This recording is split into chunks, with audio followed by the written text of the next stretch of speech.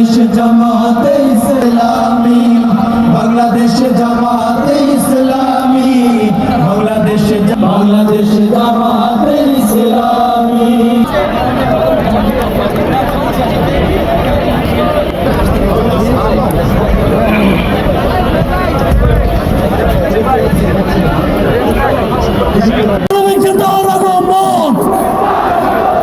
শুভেচ্ছা স্বাগতম আমির জামাতের আগমন, শুভেচ্ছা স্বাগতম আমির জামাতের আগমন।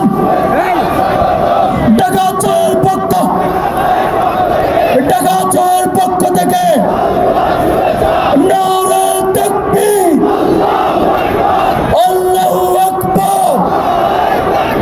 আমির জামাতের আগমন, শুভেচ্ছা স্বাগতম ঢাকার পক্ষ থেকে লাল গোলাপ শুভেচ্ছা।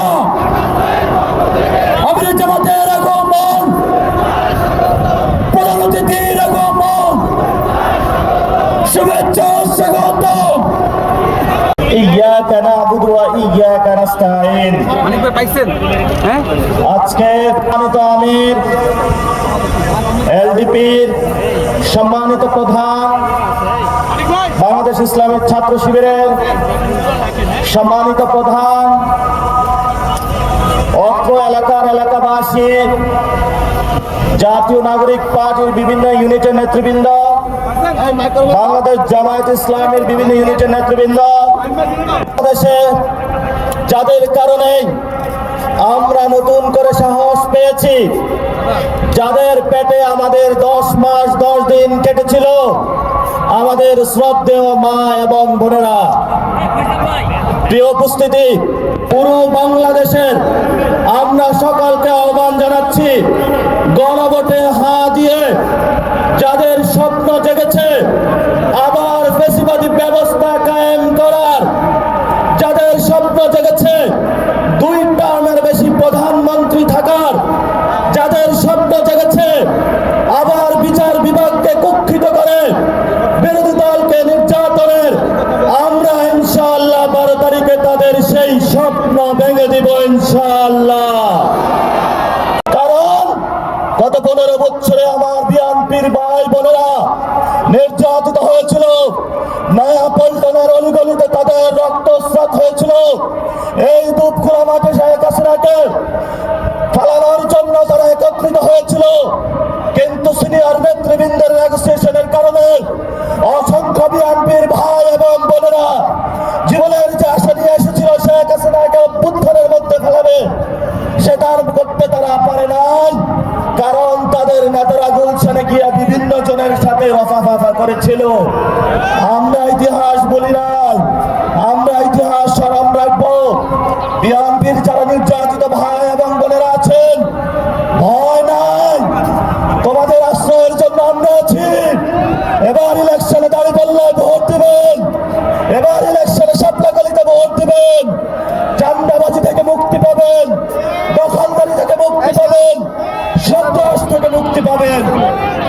সর্বোপরি যেটা আমাদের সহযোদ্ধা ইনসাফের কথা বলেছিলেন, দুর্নীতির বিরুদ্ধে দাঁড়িয়েছিলেন, আমাদের ভাই শহীদ ওসমান হাদি, দিনের দুপুরে তাকে গুলি করে হত্যা করা হয়েছিল। এই ইন্টারিম গভর্নমেন্ট মুসাফিরের খুনি শুটারদেরকে বের করতে পারে, কিন্তু আমার ওসমান হাদির এই পর্যন্ত তারা খুন করেছিল। বিচার ব্যবস্থা কি হবে বাংলাদেশের মানুষের সামনে এখন স্পষ্ট রূপরেখা দেয়নি। এখানেও নাকি চাঁদাবাজি হয়, এখানেও নাকি জমিদার আছে, এখানেও নাকি সন্ত্রাস আছে, দুর্নীতি আছে। 12 তারিখে আপনারা রায় দিবেন। যেই সব জমিদারেরা এখানে কথা বলে, এইখানে ছিলেন খোকা সাহেব, মাঠের মধ্যে কপালে তার রক্ত দেখেছিলাম, খোকা সাহেবের প্রতি আমাদের শ্রদ্ধা। কিন্তু খোকা পুত্র যেইভাবে জমিদারি ব্যবস্থা কায়েম করেছে, আপনারা আগামী 12 তারিখে ভোটের মাধ্যমে রায় দিয়ে তাদের জমিদারি ব্যবস্থা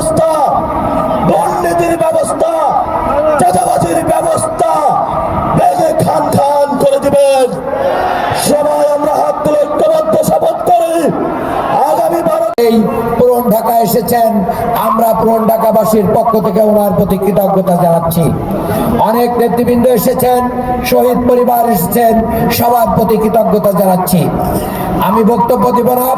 সম্মানিত আমিরে জামাত, ট্যাক্স দিয়েছি, ভ্যাট দিয়েছি, সবকিছু দিয়েছি, কিন্তু রাষ্ট্র থেকে আমরা কিছু পাই নাই। তার কারণ রাষ্ট্রের যারা নেতা নির্বাচিত হয়েছিলেন তারা চাঁদাবাজি, দখলবাজি, সন্ত্রাস, মাদক কারবারিতে ব্যস্ত ছিল, জনগণের উন্নয়নের দিকে নজর ছিল না। এখানে মাদকের অভয়ারণ্য রয়েছে, চাঁদাবাজদের স্বর্গরাজ্য ঢাকা 6।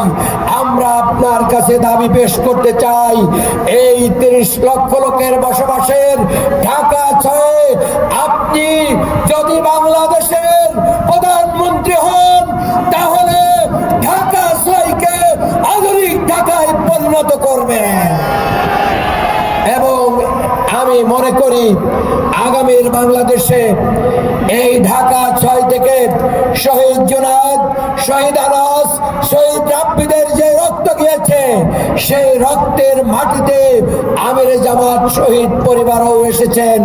অনেকবার শহীদদের সাথে আমাদের আত্মার সম্পর্ক।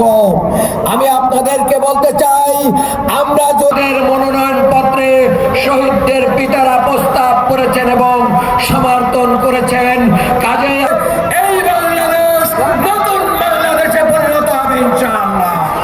সবাইকে পরিণত করার জন্য এগিয়ে আসার হাফেজ। বাংলাদেশ জিন্দাবাদ।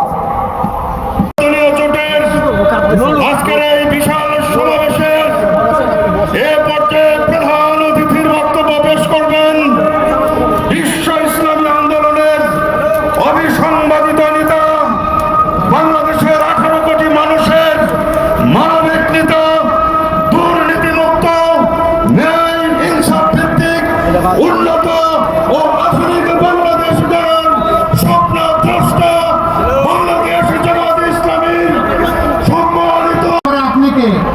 আপনি বলবেন আমার পরিচয়, আমি একটা বাংলাদেশ। এই বাংলাদেশ একটা সামগ্রিকতার বাংলাদেশ, যেখানে ন্যায় ইনসাফ থাকবে, যেখানে মানুষে মানুষে ভেদাভেদ থাকবে না, যেখানে সুশিক্ষার প্রসার ঘটানো হবে, যেখানে সামাজিক নিরাপত্তা নিশ্চিত হবে, যেখানে না এই অঙ্গীকার যারা আমাদেরকে দিয়েছিলেন লর্ড কেলেঙ্গে পাকিস্তানের স্লোগান দিয়ে, তারা তাদের দায়িত্ব সঠিকভাবে পালন করেন নাই। অনিবার্য হয়েছিল 71-এর এবং সেখানে সকল মানুষ আমরা মিলেমিশে উন্নয়নের ওপর প্রতিজ্ঞায় প্রমাণ হয়ে নেয়। রাজার ধর্ম করে সমস্ত কাঙ্গালের কোন ছবি। যারাই রাজা হয়েছেন আমাদের মতো ছোট ছোট মানুষগুলার ধন চুরি করে তারা ফুলে পেঁপে দৌড়ে বসতে সমান।